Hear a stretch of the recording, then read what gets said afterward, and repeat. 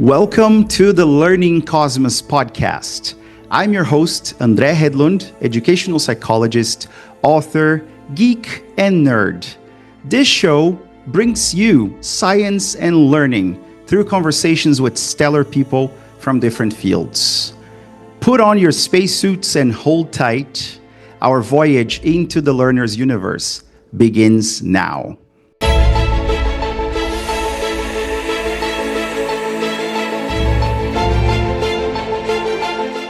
All right, folks. So welcome to another episode of the Learning Cosmos podcast. I'm your host, André Hedlund, and I'm here with a very special guest, a man I actually met a couple of years ago, Curtis Kelly, everyone. So thank you so much, Curtis, for accepting my invitation. It's an honor to be here. Thank you very much.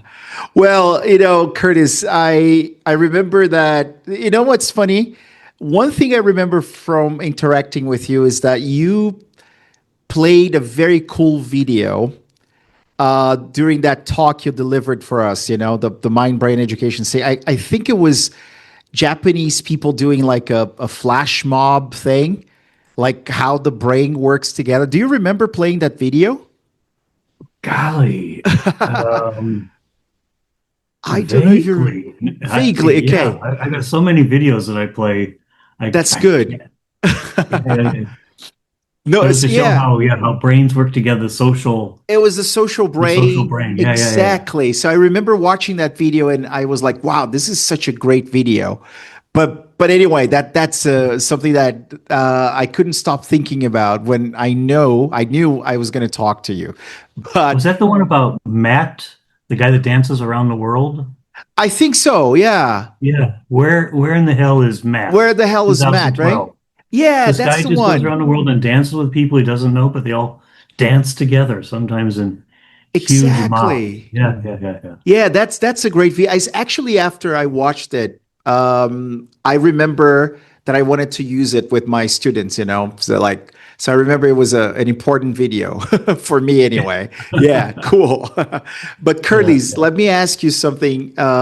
Usually the first question I ask my guests is really about science and the importance of science. Science. Yeah. So why is science important? And if you can talk a little bit more about why is science important for educators, for teachers, that'd be great. So why is it important, Curtis? Well, science helps us figure out the world. Yeah. And unless we can understand the world, we don't have the right tools to live and prosper and do things. And science is not always correct. But it's the best way we have to test something, reshape it, and give us a more than just conjecture in our observation. Think about like drugs and cars. Drugs are tested by doctors and researchers for years and years before they're put on the market to keep people from, taking the wrong drug and dying. Yeah. And cars too. Cars are heavily tested. So car, building, drug, airplane, all of these things that we make, all of these industries are based on exact sciences, specific numbers to tell us the best way to do this. But there's one area in our lives where we haven't been successful applying an exact science by using research to find out exactly what's going on. And I'm sad to say it's education. Yeah. We've tried.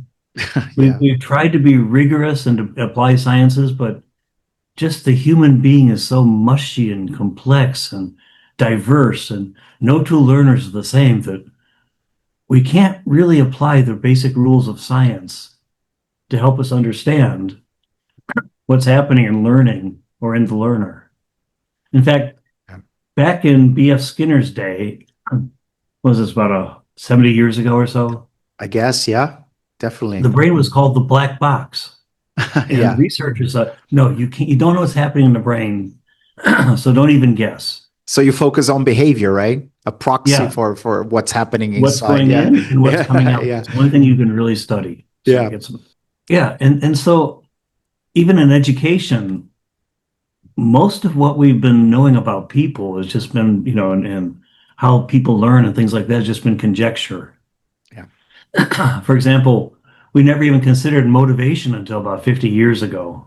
Some people said it doesn't exist. Then there was this big, long argument about intrinsic or extrinsic. Do True. people are people motivated to study because of something they're going to get from it from the outside world, or is it because it's internal passion? Well, that's silly because it's never or. Yeah, Everybody has a little bit of both, you know. that's true. But I that's remember, how. and you know, it's funny you mentioned that. I remember studying. I think that was Ryan and DC. I think self-determination theory and intrinsic motivation. And I remember studying that and asking myself the same question: does it matter if they actually Yeah, get yeah, some work done and yeah. then study? Like Doesn't if they, matter. yeah, right? Like, but How's yeah, that gonna yeah. how's that gonna help me, teach my class next Monday? Exactly. Yeah. But so you started talking about, the black box and what's going on inside people's brains. And so your science is neuroscience, right? That's the science that you That's my study. passion now. Yeah. And it's because Yeah. science and education and all of the complex things like self-determination theory and blah, blah, blah, all this complicated educational jargon couldn't help me teach my classes. Yeah. And I remember one day, I'm telling the students this word. Okay, repeat. Here's the word again. Repeat Yeah. it again. Here's the word again. Repeat. Listen, repeat, listen, repeat. And I thought to myself, how do I know this is working? Yeah. It's because the way other teachers teach or the way I was taught. How do I know they're learning anything? Because they don't seem to learn much from this particular approach. I think that Yeah. was the moment I became a scientist. Oh, okay. You started questioning what you were doing and the impact you had on your students, right? That's very Yeah. important. And I And started looking for the science that would answer the question of, am I doing the right thing? yeah. Not as a researcher, but as somebody who takes science from various areas and tries to amalgamate it and translate it for myself and for other people to use. Yeah. But here's a tougher question, Curtis, because science is done in a lab, right? Especially when we think about neuroscience, we rely on neuroimaging studies, right? So we look Yeah. at stuff like fMRI, CAT scans and things like that, EEG, right? So some people might claim that uh, that cannot be translated into teaching practice. Like, how do you know that those images will tell you anything about how people learn? So, what do you have to say to those people who think that? Yeah, I'm trying to remember who the guy is that said, you can't look at a pixel. Well, Eagleman said that you can't look at a pixel of something and understand what the movie is. You can't Yeah, study movies yeah, in terms of pixels. And the same thing's true with neuroscience and learning. But we do know that there are systems in the brain. We're discovering things. yeah. So we do know how emotion works, how learning works, and especially after the Great Schism, we've actually been able to see inside the brain and see what's happening. The Great Schism, do you know what I mean by that? Is it fMRI and then neuroimaging studies, or? Okay, Exactly. okay, all Back right. in the 1990s, we Yeah, developed fMRI, a way to actually look at what's happening inside the brain. And that's when neuroscience just took off, yeah. just like personal computing did in the 80s and 90s. That's so Once true. fMRI was there, suddenly we can see what's happening inside the brain, and it gives us a much better picture. That's Yeah, true. That doesn't really transfer directly to, whether we're going to use an audiolingual method or a grammar translation method, whether those are effective. But it does give us this scientific basis of how the brain works yeah. that we can extrapolate or interpret things from. That's the way I feel about it, anyways. Exactly. And I actually talked to Tracy Tokuhama Espinoza a couple of weeks ago, and My she's one of hero. yeah, mine too. She's amazing, right? And she's probably one of the biggest names in mind brain education. So, and the thing that I got from the talk I had with her is that we have to have this even transdisciplinary perspective when we're dealing with what goes on in the classroom, how we can help students learn more effectively, right? It's not just neuroscience, but also psychology, education. So, what can you add to what Tracy said, Curtis? So just let me say that Tracy, I followed her more than any other person in Yeah. education, Yeah. English training, or almost anything else. Tracy has Yeah. really been like a light for us because she decided early on, I'm going to take this super complicated stuff called neuroscience, Yeah. try to understand it, and translate it in a way that teachers can understand. And there's this huge gap between neuroscience and education, a smaller gap too between psychology and education. I mean, Yeah. teachers can't read neuroscience papers. Even I can't read some of the stuff. I bought the book of dopamine for $300. And of all Yeah. the articles, and there's only one I just barely understood. But Tracy's been doing, she's been translating that information for us and writing great books that sort of give us that information to help us go ahead. And it's important because education is so far behind on incorporating neuroscience. Yeah. And still, the majority of teachers in the world believe things that are not true. Like we only Yeah. use 10% of our brain. The Or, neuromyths, right? Yeah. yeah, the neuromyths. That's what she gave it that name. Or that there are Yeah. learning styles, or there's right brain, left brain people. Yeah. Well, learning styles, I'm a little bit fuzzy on that because I do think people have learning preferences that are styles. Exactly. Yeah. The original theory was, well, if you're an audio learner, you have to learn by hearing. That's your best way to learn. And it's not that, again, it's not that set. It's like motivation, intrinsic. It's not either or. Some things are Of better course. through watching, and some things are better through hearing, and some things are better through doing, like typing. Yeah. If you learned how to type by just watching a video, it would take you forever. Exactly. So it's much more about what you're learning, the type of content you're being exposed to than your preference, right? I mean, how do you learn? I remember telling some of the teachers I was training, how do you teach physical geography without using a map? So you got to make it Yeah. visual, right? So it has to be visual, like you know. Uh, but yeah, Yeah, but yeah. I remember being in a graduate program where the teacher was saying you have to use the MET method. Teach the same material first hands-on or first Uh, visual, then oral. Teach the same thing 4 different ways so that you can satisfy all your learners. And it's so ridiculous. It would not work in the classes we have to teach. We're just yeah. barely enough time to get through the materials anyways. But That that's is where so true. Yeah. education has really gone the wrong way many times. That is true. And Curtis, you so we were talking about Tracy and she's done wonderful things, but so have you. So can you tell us a little bit about what you Tracy's the great yeah. Tracy. I'm the Sure, yeah. little Curtis, sort of located in a corner that's also passionate, but not writing great books like she is. What I've done is Yeah. I help get the people in Japan that are interested in the brain together. And Okay, in the yeah. Japan Association of Language Teachers, we made the Brain SIG, which is 120, about 200 people now. They're just Wow, yeah. studying the brain and how it relates to their teaching. Then we founded a magazine, the MindBrainEd Think Tanks, with some really Yeah. good writers, including you. Well, thank you. Andre.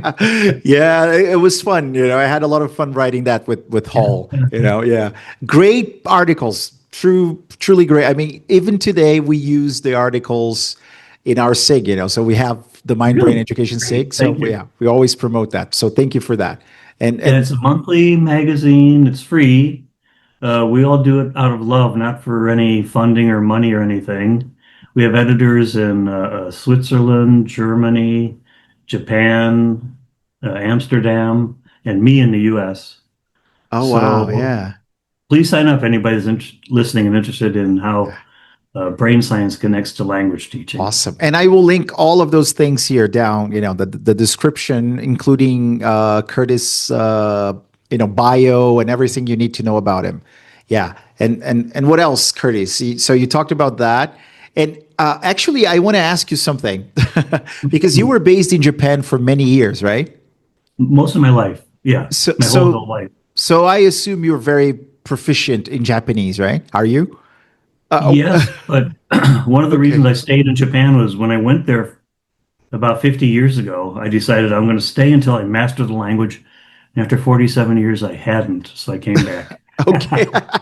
No, I Well, can speak Japanese. you can speak Japanese. Okay. I But can't read or write it. Yeah. okay, cool. I'm asking you that because I'm very interested, as an English teacher, a teacher trainer, and recently a Mandarin learner. I'm actually learning Chinese, Mandarin, because I'm going to China for 2 months to train teachers there.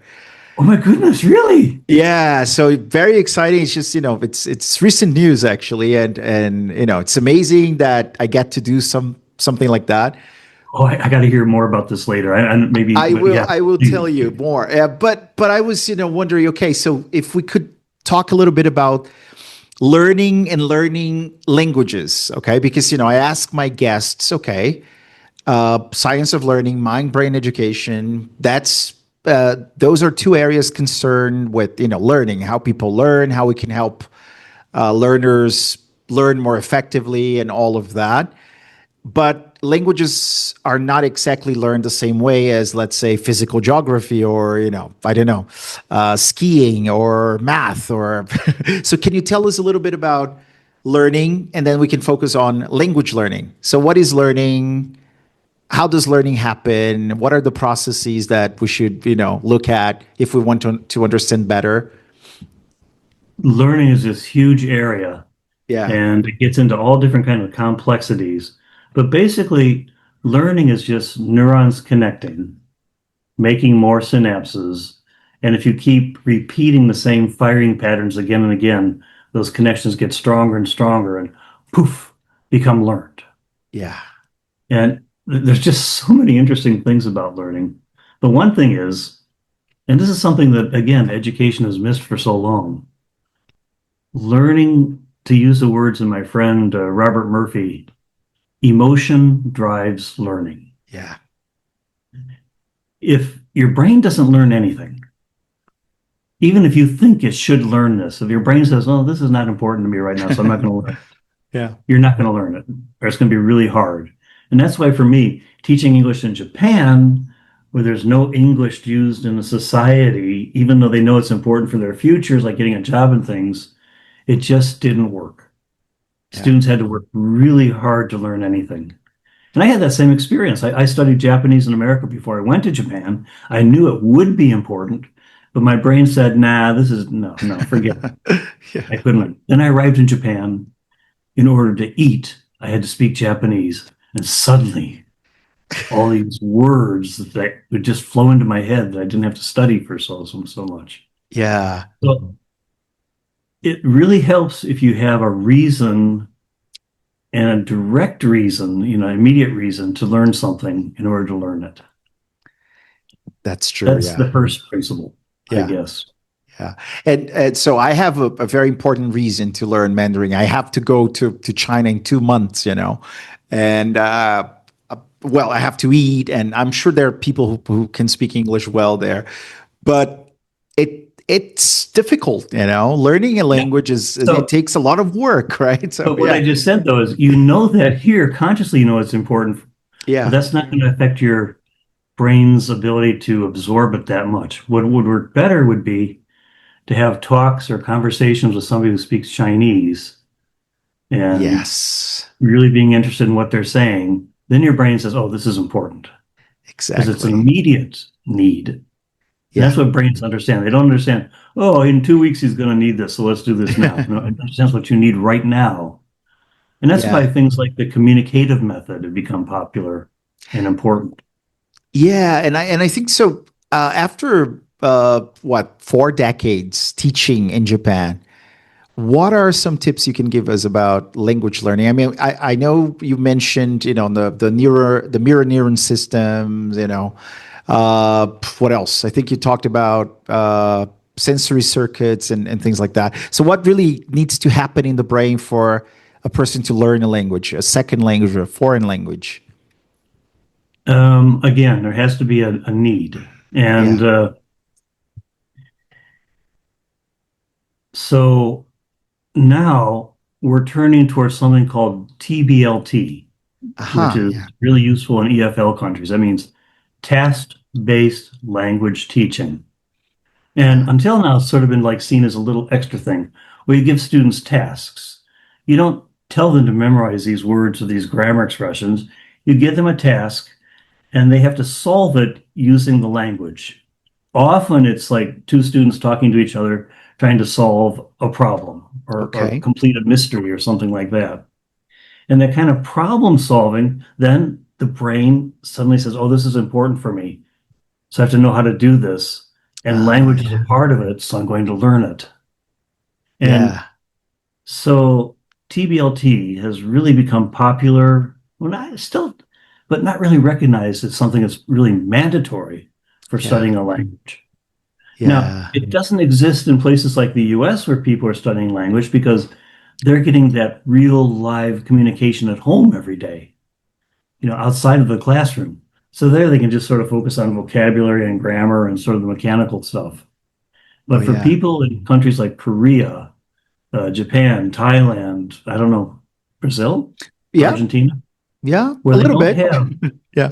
English communication going on every day, Yeah. they need that sort of approach, some kind of task solving approach using the language to drive them to learn it. And Yeah. if it's done well, students love doing that, solving puzzles together. In fact, this year, I'm really proud to say that I published a book called the Snoop Detective School Interactive Tasks for English Learners. Oh, So the great. whole book represents a detective school. Yeah. Students come in, they become junior detectives. In every unit, they have to solve a case study. Like student A looks at this picture before a murder occurred, student B after. By comparing what they see, they can figure out who the murderer is and Oh, maybe yeah. some other clues about him. And so this is solving a mystery, and it's so much fun for them. Definitely. Yeah. So they And just talk and talk and talk, and it gets that language in there. perfect. And okay, so you mentioned something like I had my students repeat a word and then again and again, and they couldn't learn. I remember when I studied English teaching methodology. So we go through, different methods and approaches like grammar translation, audiolingual, everything, the natural direct method and whatever. Uh, is it fair for me to say something like there isn't a best method? Like, because I think people are looking for that, right, Curtis? They are looking for the best way to teach something to make sure that their students are going to learn very effectively.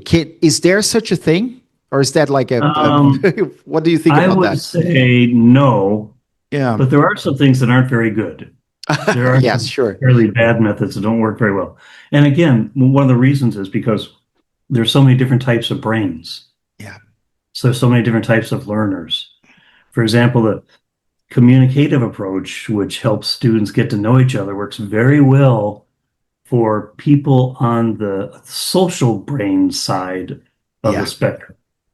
Whereas memorizing words and taking a test works well for people on the STEM side of the spectrum with Yeah. more autistic characteristics. By autistic, I don't mean that they are autistic, but one Sure. third of the Yeah. population is more like the geek type, the scientific type that studies better by themselves, memorizing Yeah. things and Kind of doing like tasks. me. Yeah, I'm more like that. I mean, No yeah, way. no. I mean, You're yeah, I'm so very social social. too. Yeah, it's hard to say, you know. So So I'm there's kind some of like people in the that are, middle. yeah, Yeah. there's another group that's in the middle that has sort of Yeah. both Yeah. qualities. Yeah. You're not That's like Bill Gates. Bill Gates would look out of his window in the morning, yeah. memorize the license plates to see what time his employees were arriving. Oh, really? Okay, I didn't know That's that. That's the kind of brain he has. yeah, Okay. that's Yeah. the STEM brain. And I know you are, so you mentioned the social brain, right?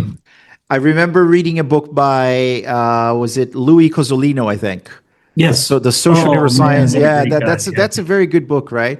So can you tell us a little bit about the social brain, Curtis? Yeah, Because okay. I'd if you love to. I don't know if I'm getting this right, but I remember Louis Cozzolino said something about how the cortex, the human cortex, sort of grew as a function of social interaction in a way, like evolution made the brain grow because we needed more processing area, let's say, to be part of larger groups or something like that. That's part of, Yeah, yeah. anyway. So can you tell us a little bit about that? Yes, and also Yeah. Matt Lieberman, who really sort of Oh, yeah. identified the social brain. Yeah. Um, Basically, we're super social beings more than we think.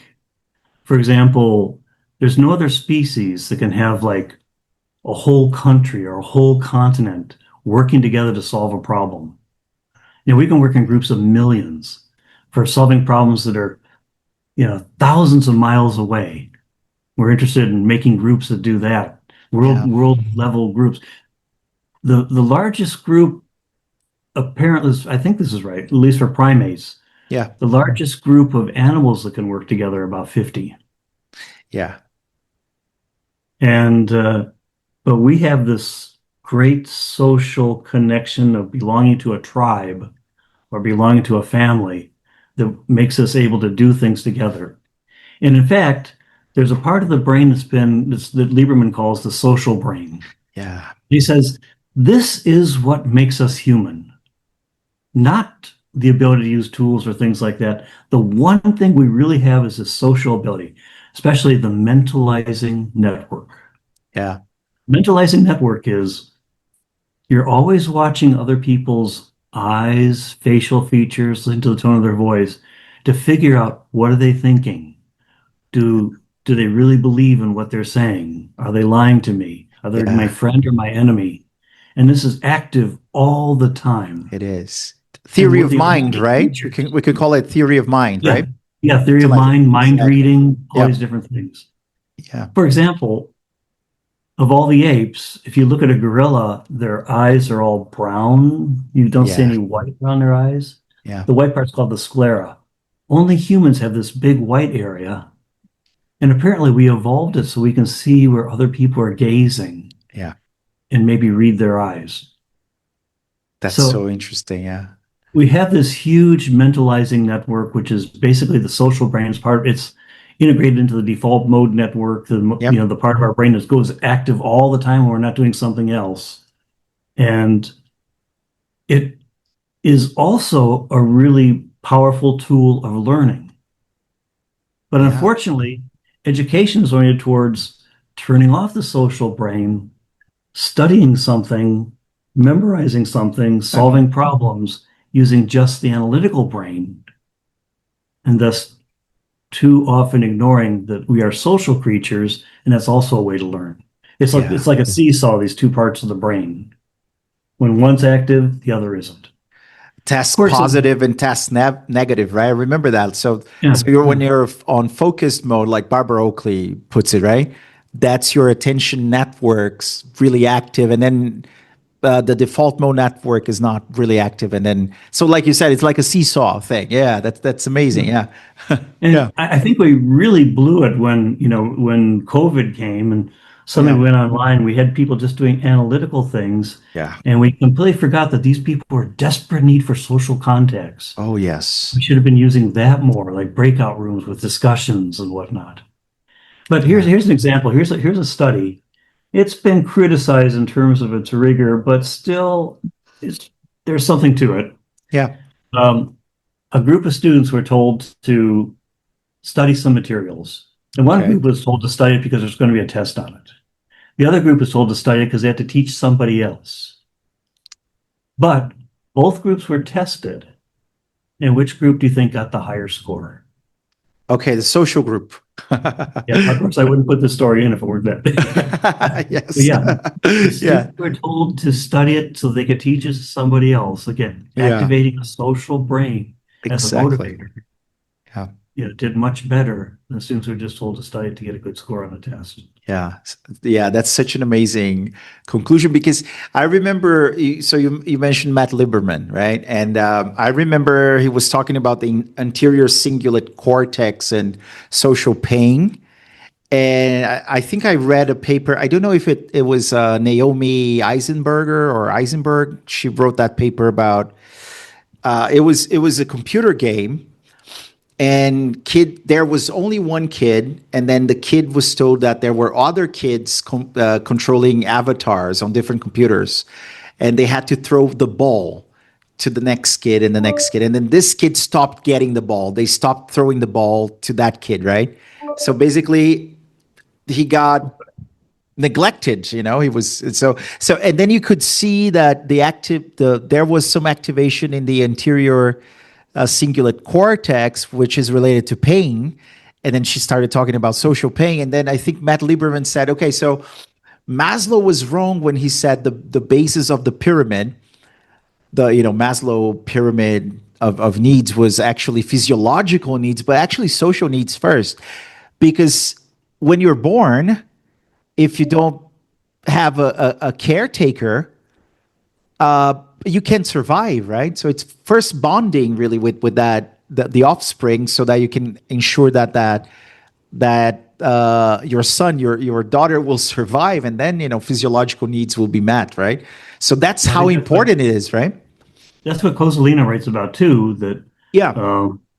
the older people raise the younger ones and protect them so they can take care of the older people later. And that's basically what education, family, and everything else is about. And if we think of our Yes. classrooms as being that way, like a family of the older people caring and for the younger ones, if we treat them more like we're family members, we'll be more successful in teaching. Wow, look But at yeah, that. the, the, Yeah, the social pain and physical pain start from the same place. So somebody exactly. said, if you have a broken heart, take an aspirin or take a Well, significant or I don't yeah, know. yeah. And speaking of that, what about emotions, Curtis? Because I remember you mentioned something about being interested in the role of emotions when it comes to learning, and I remember Antonio Damasio, the Portuguese neuroscientist. He wrote a very interesting book. What is it called again? Descartes. I think it was Descartes' error or something like that. Yeah. Yeah, and he talks about how we cannot really separate cognition from emotion, and so what is it that, for example, can you give us an example of how emotions can negatively affect a student's cognition in class? Like, what's going on there? What can we do about it? Yeah. I mean, I've noticed in my own classes, I mean, this is not from neuroscience, but if Yeah, I scold a student, yeah, everybody feels bad. Unless they that's true. hate that student because that student's been cheating them. Then they feel good about it, Everybody right? feels bad. Yeah, yeah. If I praise a student, sometimes there's rivalries if you allow that to happen. If I praise a student, usually everybody feels better. Yeah, So just that shows both the social brain and our connection, but also the role of emotion. And I remember talking to especially female students I worked at a women's college. And I kept asking them year after year, well, how was this class? And we'd ride the bus back together and take the yeah. train together and stuff. Well, how was this class? She said, oh, that teacher was scary. How was that class? That teacher was very gentle. No, I don't want to know about the teacher. Yeah, I want to know yeah, what the class was useful for you, what you were studying was useful. Then I realized they were saying, because of this teacher being gentle, I felt secure, so I yeah, could open myself to learning. I could get away from Maslow's lower level of fear, yeah, for physical threat or whatever it is, or social threat, and get into self-actualization. yeah, So a scary teacher would shut down their learning machinery, but an open, understanding teacher would pull it out. Well, of yeah. course, we can't always be completely open and loving and everything else in the classroom. Sure. Sometimes loving needs a little bit of pressure too, Yeah, but that's why teaching is both an art and a science. that's so true. And Yeah. and really glad you mentioned that, because I feel that this narrative of making everything easy, for students to learn more effectively is actually doing more harm than good, right? Because I feel like, I don't know. So I talked to Robert Bjork and Elizabeth Bjork, and they talked about the concept of desirable difficulties, right? So Yes, yeah, you need to do the work. You need to study to actually yeah, engage cognitively, right? exactly. And students that have had a hard time in students that are getting into a college it's above their level and have to study harder, they're the ones that learn the most. The Exactly. students that are having the hardest time, but they're trying, they're the ones that learn the most. Well, Yeah. then But then on the other hand, we do things that are super hard, and you see these students say, well, I just can't do it. They get this learned helplessness, Yeah. especially language teaching, which is not something you can just like spend more time and be good at it necessarily. Yeah. So, for example, for this mystery book I designed, these mysteries the students have to solve, we tried to put in one part of the task that was really easy, Okay. like find out who the victim was in this murder scene.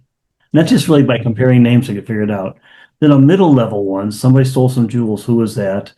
And then a very hard one that even the best students probably couldn't get the answer to, at least not Uh-huh. right away at the top. So having tasks that are tiered works really well too.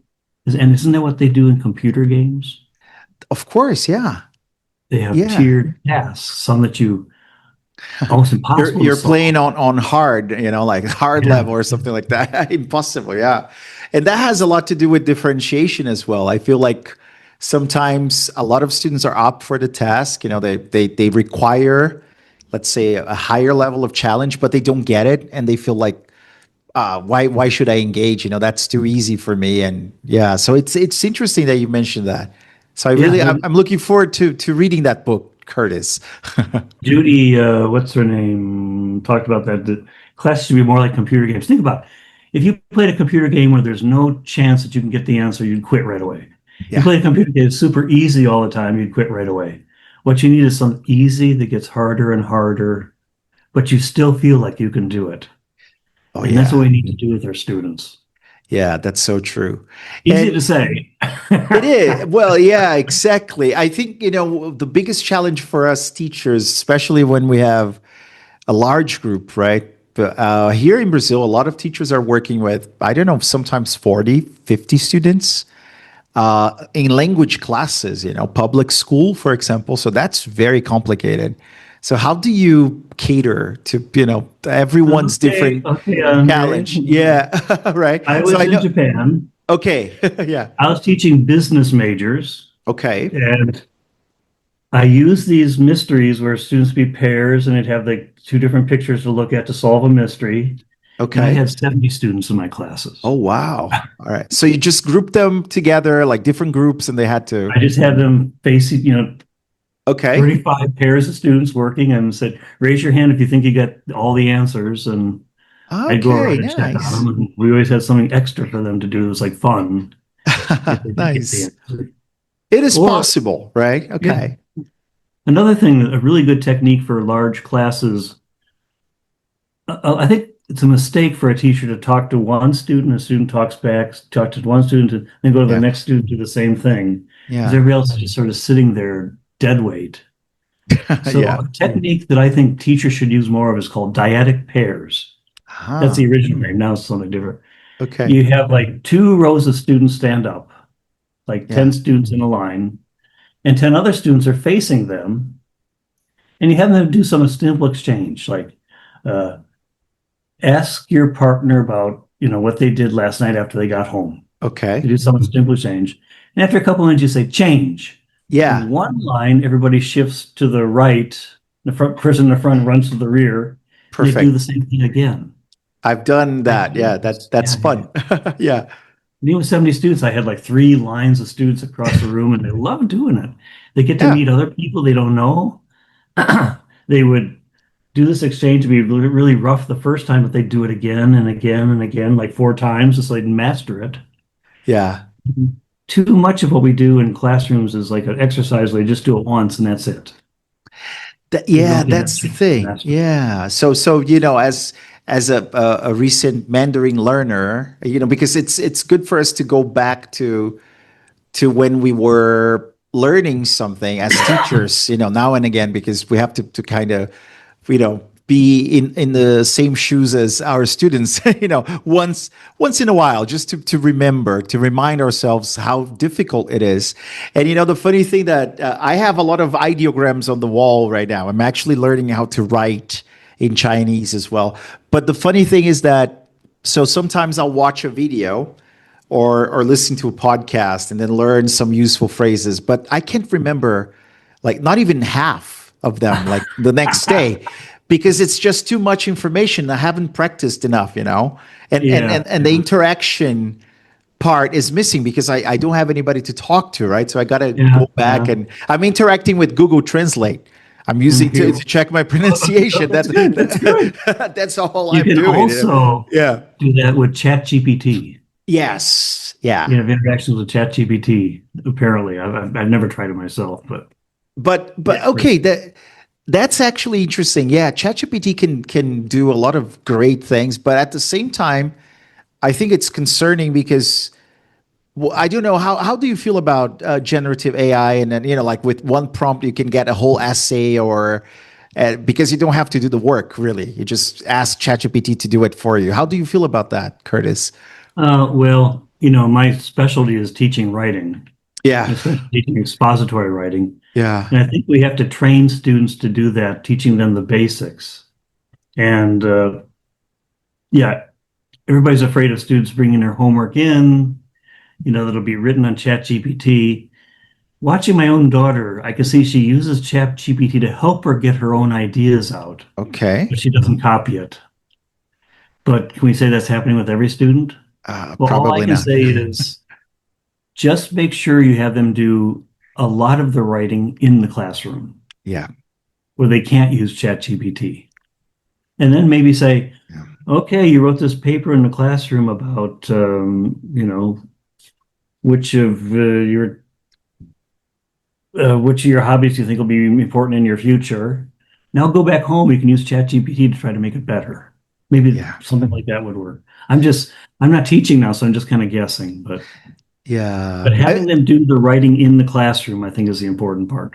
Exactly. Yeah, because it's really hard for you to tell whether they just asked ChatGPT to do it and then copied and pasted, and it's hard. But at the same time, it could be a very useful tool. Like you said, I use ChatGPT to help me with retrieval practice. So Oh, I asked, so I've learned these sentences. Can you create a quiz or something, and then don't show me the answers, just the quiz, and then I'll check. I'll try to answer the questions, and then I can check the answers. So that's very useful, I think. hmm. Especially when you're learning by yourself, right? Yeah, Nick Peachy in the UK has yeah, devoted his life to finding ways that ChatGPT and other AI can be useful for us. And the yeah, stuff that he talks about is really interesting. So I'd sort of look, if anybody out there is interested in ChatGPT and AI, look up Nick Nik yeah. Peachy Peachey and listen Definitely. to some of his videos. That's a great tip. Now, Curtis, I want to ask you about. So you have a course for language learners and teachers, right? Is it the Neuroscience of Language Teachers, Learning for teachers? yeah, Okay, perfect. yeah. Can you tell us a little bit about that course? Okay, let me give you some background, which Yeah. is I was really into public presenting because I was started out so bad at it. I decided I'd want to learn how to do it. So Yeah. presentation after presentation, and I got fairly good. So I've given over 500 presentations at Wow. conferences, workshops, and presentations. In Yeah. fact, I was just invited to Macau to do another one. And Yeah. I learned that presenting should not be explaining. It should be a Very true. Yeah. journey of discovery together. You should have lots of discussions in the audience. Have them solve the problems rather than you just telling them what the solution is. Yeah. Things like that. Show them little videos like the one that I showed you of Matt Yeah. Yeah. to sort of illustrate it and make make people feel emotional or tell them stories. Well, my presentations were on the brain for the last 15 years. So I and the other think tank editors turned that into a course. Oh, Very yeah. easy, but it brings brain into language teaching, the neuroscience of language learning. And we did it last year with teachers from all over the world, someone from Brazil, Argentina, Russia, Nice. Ukraine, Japan, Thailand, and the teachers around the world talking to each other in this course was really useful. But it was an online course, lasted about four Yeah. weeks, and it went so well. We're going to do it again next month. Oh, amazing. Okay. So if any of your listeners are interested, Yeah. I'll give you the link to where they can go Please, see yeah. a I'll free link. I'll sample. link below. Perfect. Yeah. Yeah. And so the neuroscience of language learning. What can neuroscience really tell us about? Is there a way to speed up the process? I mean, let me Yeah. rephrase the question because we see a lot of people like gurus on Instagram saying that they've created a revolutionary method for you to learn a language in a couple of weeks or months or No, well, no. so what can you tell us? Can neuroscience help us at least make the process more effective? Um, Again, I would say go back to, well, one of the things that the teachers tend to be missing is having the communicative part. Yeah. Having students try to memorize things, whereas that works to some degree, but generally not. Instead, have them use their own language to solve tasks, TBLT. And again, once you as a teacher understand motivation, emotion, anxiety, the social brain, how language works in the brain, well, all language comes originally from personal experiences, so there isn't no like universal. Yeah. Um, then you can kind of see how different teaching techniques work better. For example, there's an old idea in neuroscience that most teachers aren't aware of and tend to violate, which is Yeah. cognitive overload. Exactly. Yeah.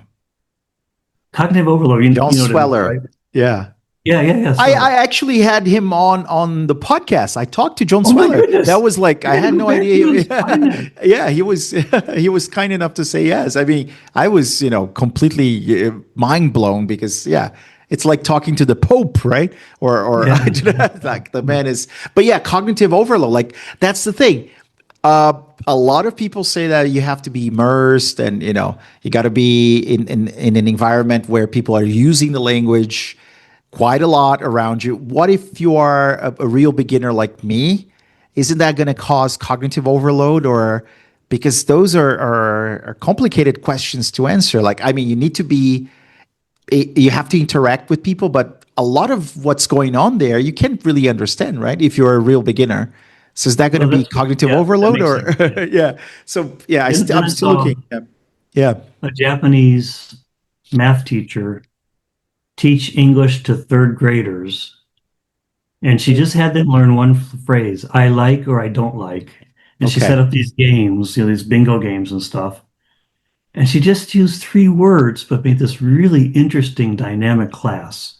And there's a Yeah. case of somebody that, well, we're not going to teach you all the different words for like, love, hate, despair, can't stand.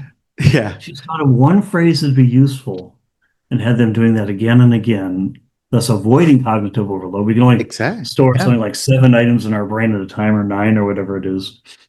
And yeah, it worked.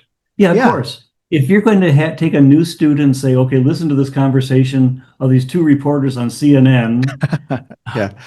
it'll be complete overload and it'll demotivate them right away. Exactly. Yeah. And So but before I ask you about the last thing about, we move on to the next section, so to speak. I know you also you love talking about how the stories can help the brain learn. Why the brain loves stories, right? So can you tell us a little bit about that too? I'm a huge fan of stories as well. I think everybody is, right? But yeah, yeah, what's the and deal with that? especially with younger learners, I mean, younger means anybody below 30, I guess. Yeah, yeah, They're trying to figure out the world. And teens in particular are breaking away from their families. So they have to build their own moral code of what's right and wrong. yeah, And stories that relate to like friendships or betrayals or people helping each other or those kind of traumas that kids might face are just really powerful because our brain wants to soak it up. And we yeah, talk about the brain learns what makes it feel good, what it finds useful. So if you have a story about two friends that have a fight, dear friends, but they hated each other after that until they did this, such and yeah, such a thing. Yeah, they'll be completely absorbed in it. And as they absorb the information in the story, this way of living, this moral code, they'll also absorb the language at the same time. Yeah. So stories, especially stories that are related to life, I like, I have about 100 stories that I've sort of stocked away and tell now and then to Oh students. yeah. I always end up classes by doing that.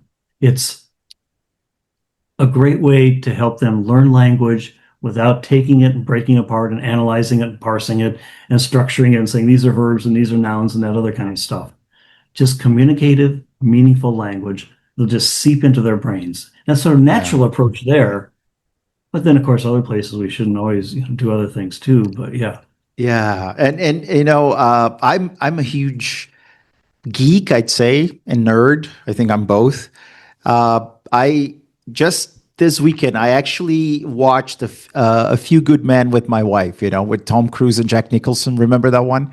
I turned it on just 2 weeks ago. That his last speech, my whole Oh family my watched it God, together. that's such a great. So that's a good story, and then the acting is really great, and Jack Nicholson, you can't handle the truth, right? Yeah, And that gets got stuck in my brain. I remember watching it maybe I don't know 10 years ago, and I said, "Have you ever watched it?" I asked my wife, and she said, "No." So let's watch together again. I remember getting kind of emotional while watching that, like when Tom yeah, me Cruise too, me too. made him confess, like you need So me on Andrea, that let me wall, ask you you, want me on that wall, like then, why did that make you emotional? exactly. I don't know. It's just it's again, it's a powerful story, right? It's about right and wrong, and it's Because it actually gives us a about different perspective, yeah, something we would never have thought of exactly ourselves, but one that yeah, makes sense. And that involves what's called prediction error. yeah, We have these models about how the world works. And when something goes against that model, our brain says, whoa, what I yeah, thought was true is not true. I've got to configure everything in my brain. And your yeah, brain releases dopamine to do yeah, that. Dopamine is the neurotransmitter that's very important for learning, but it's yeah, also definitely, the neurotransmitter of reward yeah, and motivation. So when you learn something, you go, ah, aha.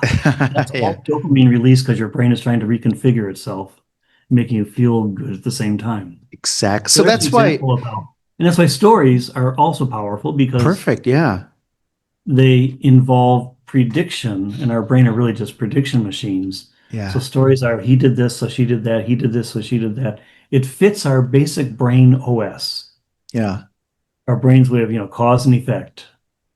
And then if they're exactly. emotional too, if they move us too, it releases dopamine and the language gets absorbed along with the story. So basically, folks, Curtis is saying that's why we love plot twists, when we're watching it, because it goes against like what we thought, right? Yeah, Prediction here. Yeah. yeah. And so the last couple of questions I want to ask you, Curtis, are you also a geek nerd? Do you like? I mean, do you delve into other sciences and fiction and stuff like that? Yeah. Um, Fiction, it's weird. I don't know why, but I don't read fiction. Okay. I read history and Oh, lots of okay. it, Yeah. especially history that's written like fiction that's so exciting. I just finished a book about pirate Captain Morgan and his life, and the Captain things he Morgan. did Yeah. just is beyond what somebody would write in a fiction story. Yeah. Um, Science Isn't and there a fiction, beverage everything you named can after there. Captain That's Morgan? Is right, it Captain Morgan Bourbon or bourbon? something Okay, like yeah, that. something like Rum, that. Ron, yeah, rum. probably, yeah, yeah. So you're reading about Captain Morgan. Anything else you've read lately, or Right now, I'm instead of reading, I should say listening to yeah? Mel Bryson's "The History of Everything." I think is the title. It's Oh, basically just the history of all science, how we discovered the atom, how people have developed these different ideas, oh, the that's history of science amazing. in the West, That's which so is pretty cool. interesting. Yeah, Yeah, yeah. The actually the pretty this favorite. yeah. Uh, this podcast was inspired by Carl Sagan's Cosmos. Oh, cool. Bill Bryson. All right.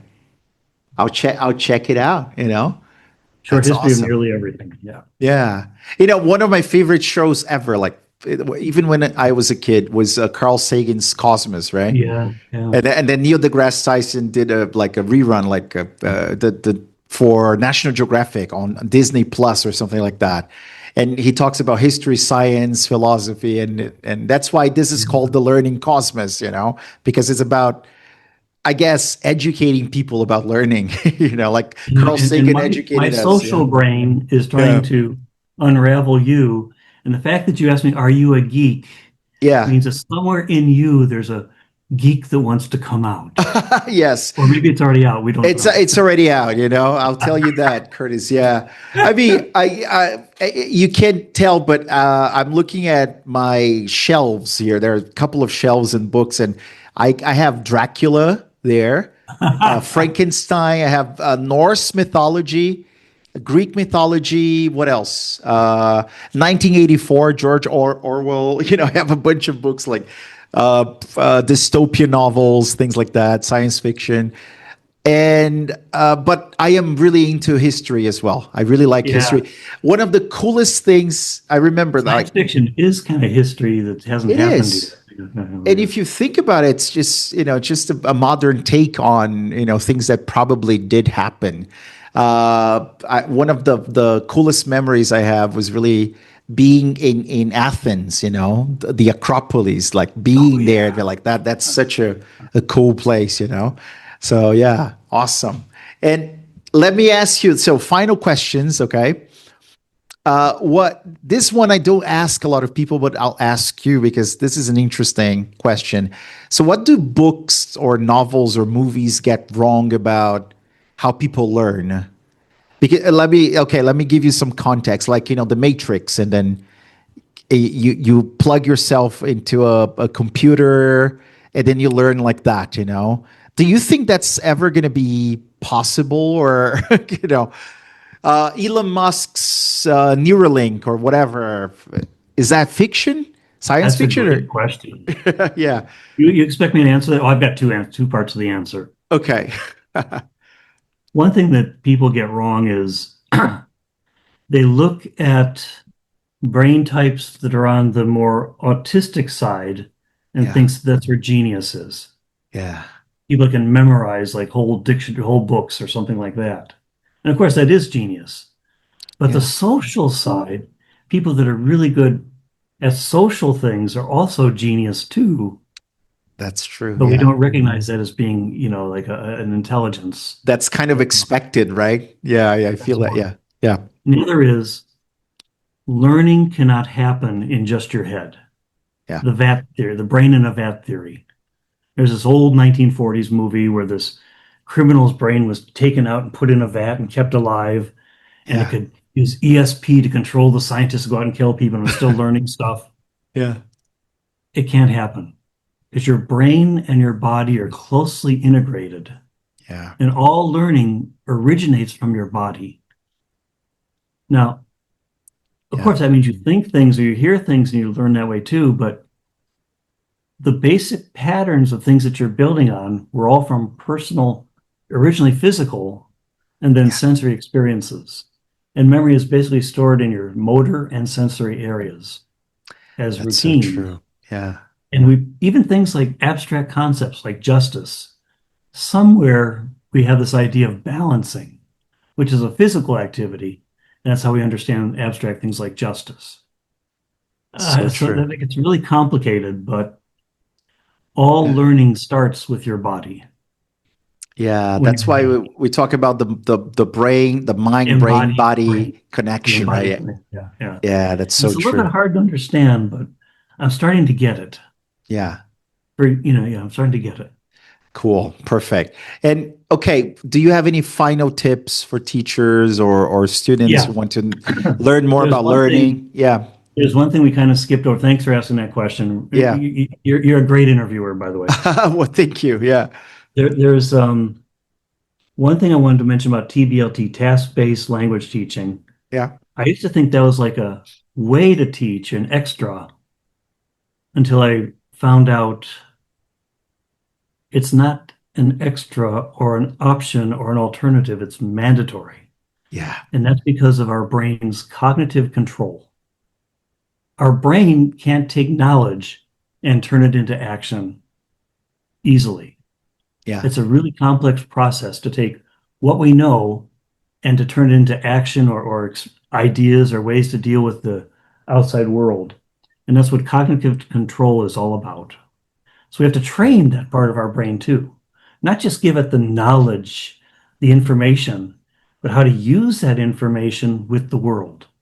So TBLT is having students speak together, communicative approaches, having students speak together on real topics is actually training that cognitive control of our brain Yeah. to be able to take what it knows and to use it in a productive way.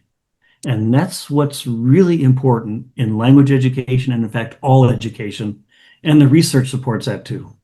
Students that Yeah. have practicums along with what they're studying, learn much more than those that just study it like educational banking, like Paulo Freire, Yeah. that sort of idea of just sticking stuff in your head for future use, Yeah, which is that's why from now on I really have to get someone to use my Mandarin with, I gotta find like solve tasks together because otherwise it's just me Google Translate, a couple of tutorials on YouTube and it's not gonna cut it for me.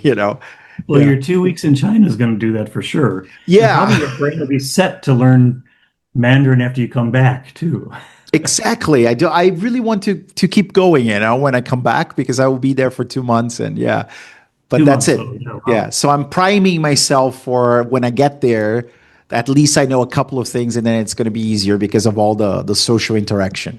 Perfect. Wow. I'm so jealous. When are you going, by the way?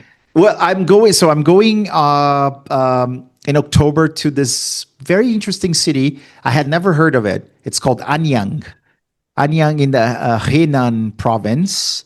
It's actually where they found the oracle bone that actually had inscriptions from I think it was the Shang dynasty or something like that. Wow. Early Chinese writings. It's kind of like the Babylonians and the Sumerians and the clay tablets and Yeah, like the the Rosetta Stone of China. Yeah. exactly. So it's kind of like the Rosetta Stone of China. So I'm going to the city where they have the museum of Chinese writing, and they actually used bone, like animal bone to make the inscriptions, like pictographs, and then you can see how today's ideograms, like from simplified Chinese, actually evolved from those pictographs, and you can see some Fantastic. actually kind of still resemble the original pictograph, but most of everything today is completely different. That's why I'm suffering, man.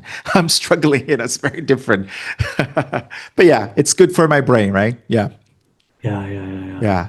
So Wow, it's Kurt, going to be so wonderful. yes, wonderful. Curtis, thank you so much. I mean, I could be here for another hour talking to you because it's always fun.